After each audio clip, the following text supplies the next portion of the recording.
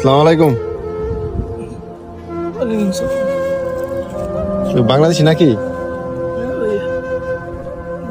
আপনি এত রাত্রে এনে বসে রয়েছেন?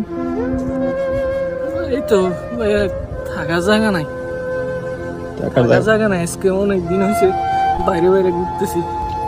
আমি আজকে 3 মাস হয়েছে সৌদি আরবে আসছি। দালালে আইনা আমারে কাজও দেয় না, কিছু না। এক জায়গায় কাজও গেছি, 1 মাস হয়েছে কামের টাকাও দেয় না। এখন একজনের রুমে থাকতাম, খাইতাম, বার করে দিছে ভাইয়া। এতদিন আমি রিয়াতে ছিলাম, এখন চলে আসছি এখানে। আগামা টাকা আছে নাকি?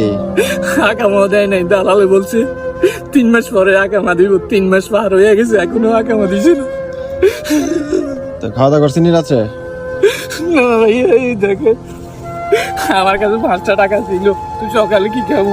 দেখেন কবুজ ভাইয়া, একটা কবুজ খাইছি আর এই কটা কবুজ রাখি রাখছি, শক্ত হয়ে গেছে ভাইয়া ঘরের মধ্যে। তো আপনার কাইন্দেন